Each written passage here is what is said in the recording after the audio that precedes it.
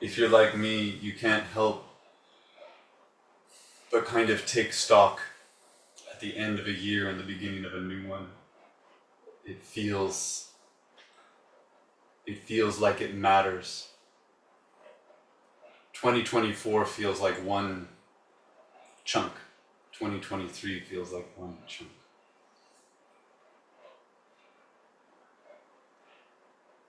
I'm struck when I look back at 2024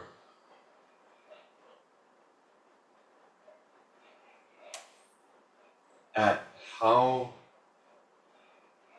colored it was by the experience of loss.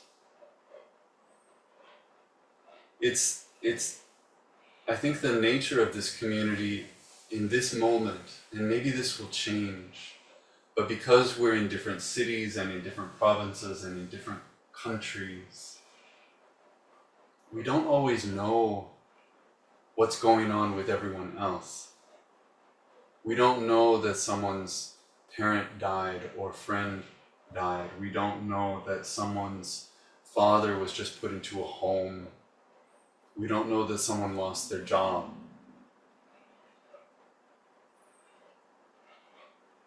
I only know a fraction, probably.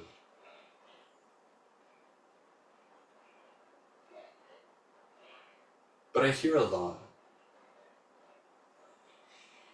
And I know just from that fraction that this community has experienced a lot of loss in the last year. And I know from my other work as a therapist that a lot of people have experienced a lot of loss.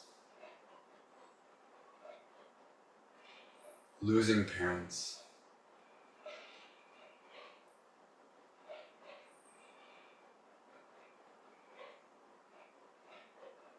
getting a diagnosis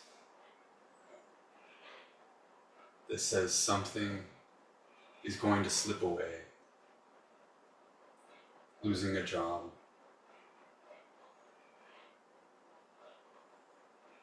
Sometimes a feeling of having lost your own way.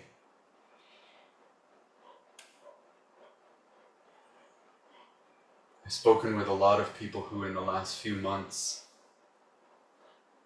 say they feel like they lost a kind of fight. They had a kind of fight inside them and it felt good. And it slipped away and they don't know where it went and they don't know how to get it back.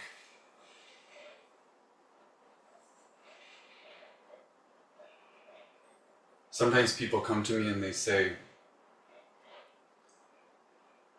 and it's always in the form of a confession, as if it's so bad. They say, I used to be so on fire for Zen. I was reading all the books and I was sitting every day. And I felt it. It was so alive in me. It was driving me. And I feel that slipping away. Or maybe I woke up one day and it was just gone. And now I'm chasing after it and I don't know where it is. What do I do? And they experience that as loss.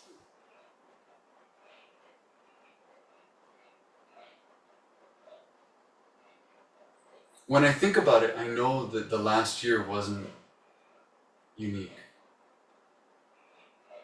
Because then I think about 2023 and I think, oh, it wasn't so different.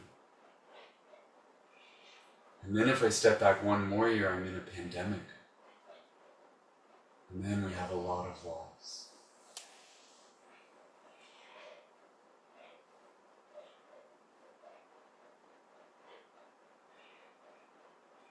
So what do we do with all that?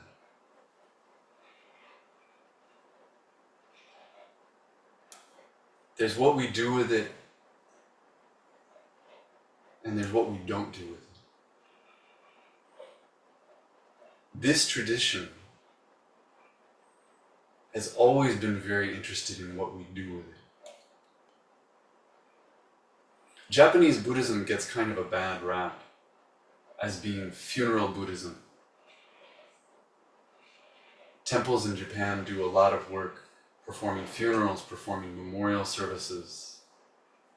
And from the outside, it can look like a business, like a kind of degradation of the Dharma.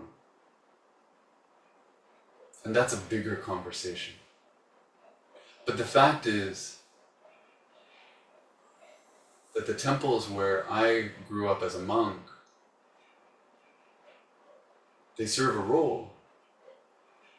And part of that role is to acknowledge every day what it means to lose someone.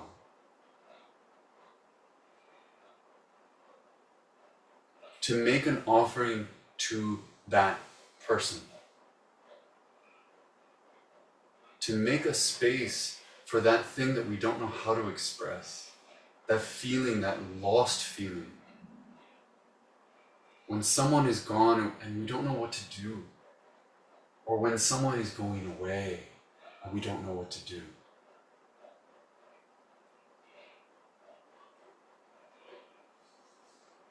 Whether we do it in a big temple with lots of bells, or we just do it in our home, there's always this practice of lighting incense, of bowing, of chanting, of being in dialogue, not just with those we've lost, but with loss. And I want to start by saying those gestures matter.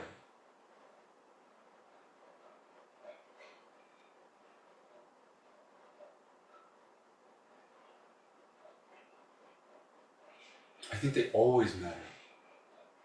They're not hollow.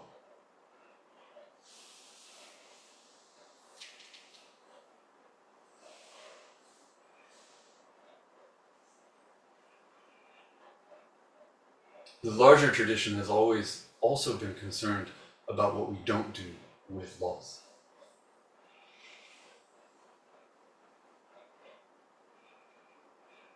When Siddhartha first encountered the idea of death as an adult for the first time, he was so shocked.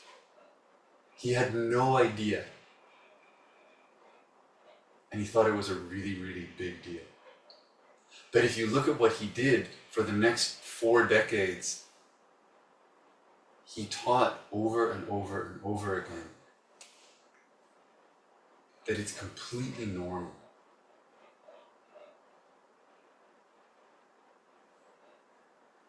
And that we need to spend time with that.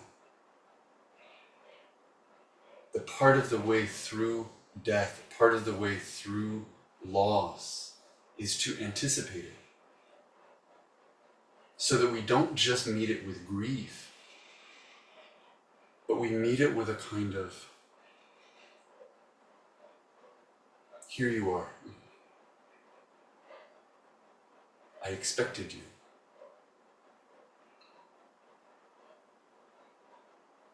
We have the 5 remembrances and we remind ourselves that everything changes and that everyone ages and that everyone gets sick and everyone dies and that the only thing we have is the action of this moment.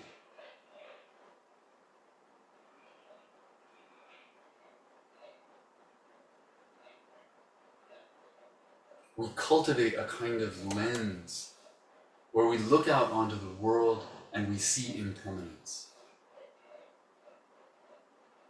We interrogate impermanence.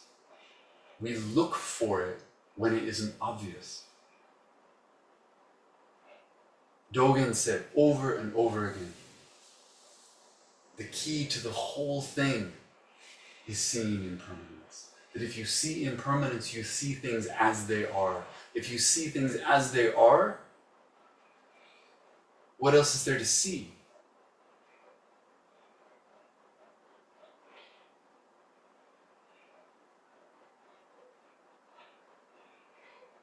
And so even while we hold the losses that just happened and the losses that feel so close, we start to open our vision. We look around a community like this one and we notice that the losses I feel are like the losses that other people feel, and that this is happening around us all the time. And then we go to the store and we see the people in the aisles and they're picking out what kind of spaghetti to buy.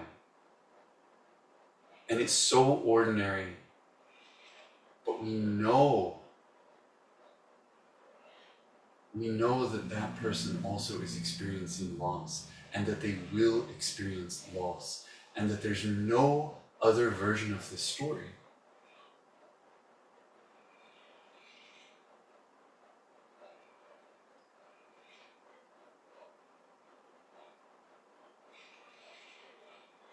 We don't take up a practice like this so that we can get over it.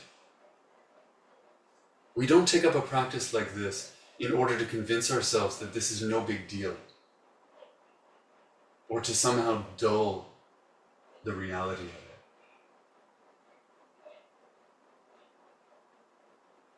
When we walk down the street and we see a little flower coming out of the sidewalk,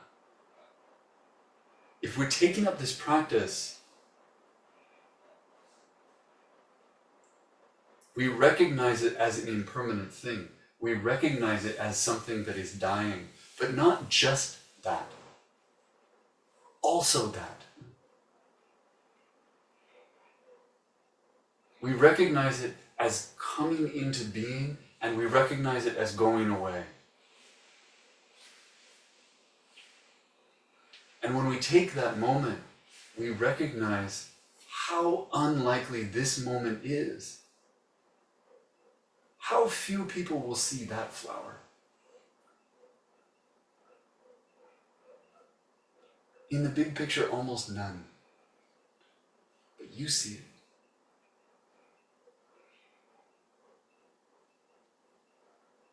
The person you lost, the person you're losing,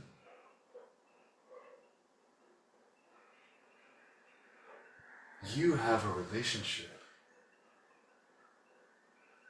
No one else has.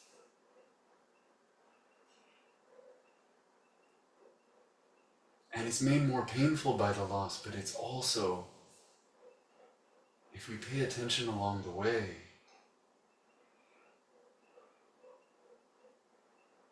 it's part of our understanding of the value.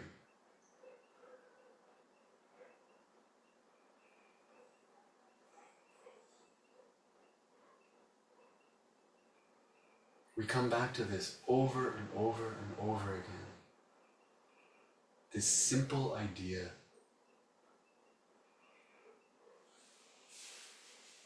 that so little is guaranteed. This simple idea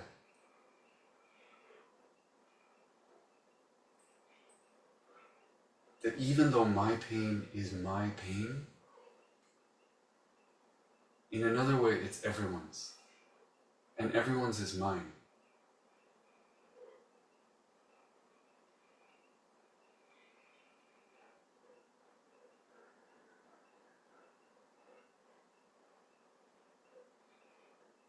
And so we move into a new year.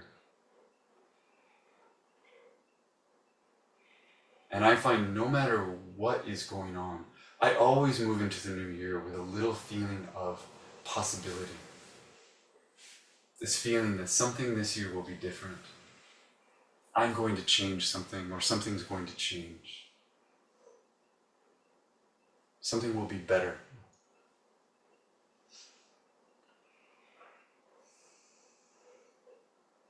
And maybe that's true. But from within that, I have to remind myself that some things don't change. And that even as I'm processing this loss and this loss and this loss,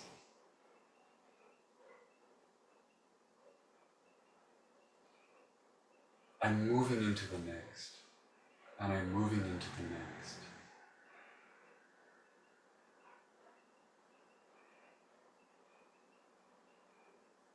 I don't have to dread that. I don't have to have any opinion about that at all, except that this is real.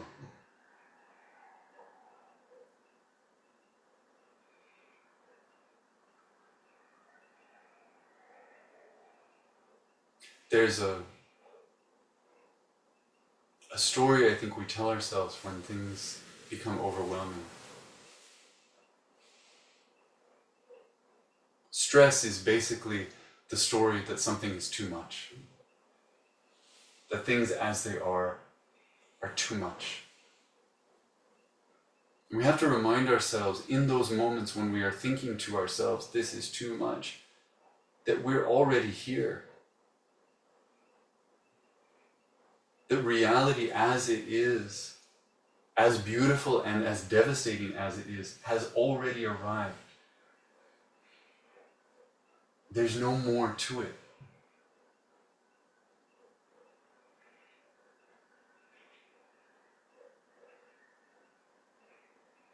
In the moment that we're saying it's too much, we're showing it's not quite too much.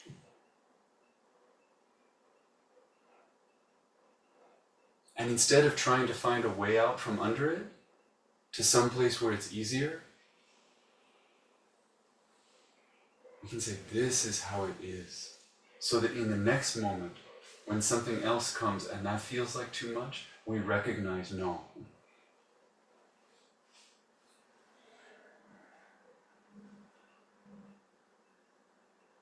This is the same beauty and the same devastation that I know. I can hold this.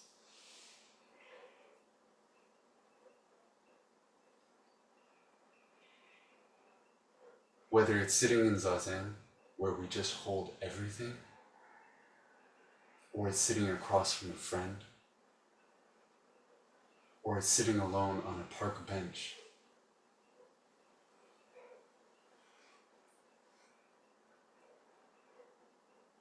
There's nothing that's too much for us to hold. As long as we hold it like this.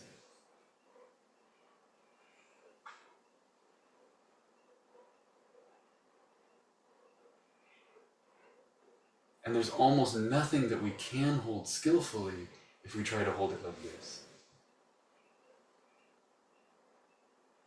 So we just let go. We just open up. We just wait.